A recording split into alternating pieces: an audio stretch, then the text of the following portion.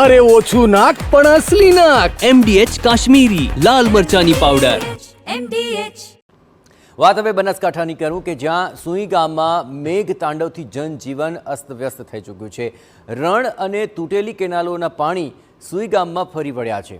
અનેક ગામોમાં કેડ સમાણા પાણી ભરાતા રસ્તાઓ પણ બંધ થઈ ગયા. તસવીરો જુઓ કે જ્યાં નડાબેટના રણ વિસ્તારમાં દરિયા જેવા દ્રશ્યો સામે આવી રહ્યા છે, તો બીજી તરફ અનેક ઘરોમાં પાણી ઘૂસી ગયા અને પાક તો સંપૂર્ણપણે બરબાદ થઈ ચૂક્યો છે.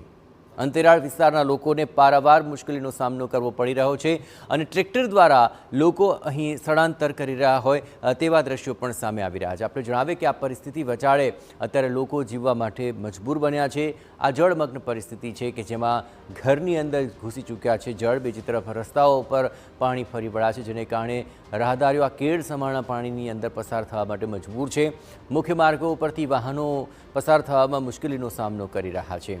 ન માત્ર માનવો પરંતુ પશુઓ પણ આ જળમગ્ન પરિસ્થિતિની અંદર ભારે હાલાકી ભોગવી રહ્યા છે. લોકો પોતાની ઘર વખરી સુરક્ષિત સ્થાન પર ખસેડતા જોવા મળ્યા. બીજી તરફ રહેણાંક વિસ્તારોની અંદર પણ પરિસ્થિતિ વિકટ જણાઈ રહી છે, કારણ કે ત્યાં પણ આ જળમગ્ન પરિસ્થિતિની અંદર રહેવા માટે લોકોને મજબૂર બની પડી રહ્યું છે.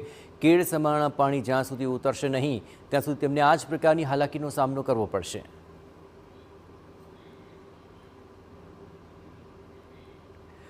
બીજી તરફ બનાસકાંઠામાં વરસાદના વિરામ બાદ હવે રાહત કામગીરી ઝડપી બની છે. થરાદ તાલુકામાંથી અત્યાર સુધીમાં 664 જેટલા લોકોનું રેસ્ક્યુ કરવામાં આવ્યું. રેસ્ક્યુ કરાયેલા લોકોને વિવિધ શાળાઓમાં શરણ આપવામાં આવી છે. થરાદ ખાતે હાલ SDRFની એક ટીમ પણ સ્ટેન્ડ બાય છે. ભારે વરસાદને કારણે થરાદના 124 ગામોમાં મુશ્કેલી અનુભવાઈ રહી છે. 35થી વધુ એવા ગામો છે કે જ્યાં વીજ પુરવઠો શરૂ કરી દેવાયો છે. 20 ગામોમાં હજુ પણ વીજ પુરવઠા માટે હાલાકીનો સામનો લોકો કરી રહ્યા છે. આ વરસાદી આફતમાં થરાદમાં 50થી વધુ પશુઓના પણ મૃત્યુના પુષ્ટિ થઈ રહી છે.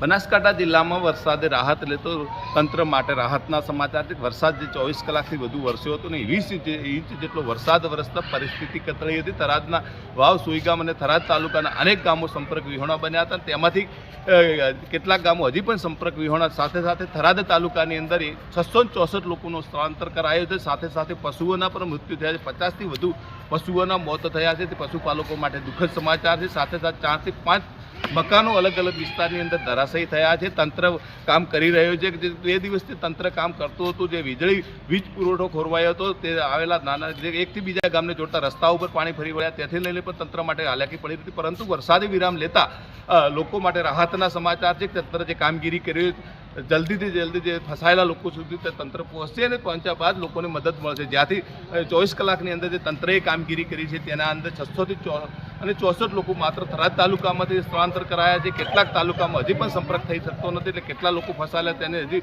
સાચો આંકડો સામે આવ્યો નથી. સાથે સાથે વહીવટી તંત્રએ જિલ્લાના અલગ અલગ વિસ્તારોની અંદરથી GEB સહિતના અધિકારીઓની ટીમ મદદ માંગી છે. 56 જેટલી અલગ અલગ ટીમો બનાસકાંઠા જિલ્લાના વાવ, સુઈગામ, ભાભરમાં કામ કરી રહી છે. જે લોકોને પડી રહેલી હાલાકી તાત્કાલિક કઈ રીતે દૂર થાય તેના માટે તંત્ર મથામણ કરી રહ્યું છે. દિનેશ ઠાકોર, TV9 બનાસકાંઠા.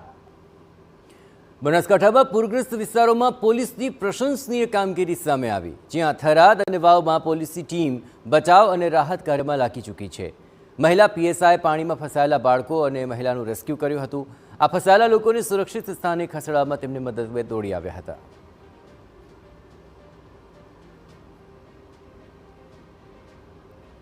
MDH ચણા મસાલા. હવે છોલા હોય કે ચોળા, સફેદ ચણા હોય કે કાળા ચણા, બધું મજેદાર બનશે. MDH.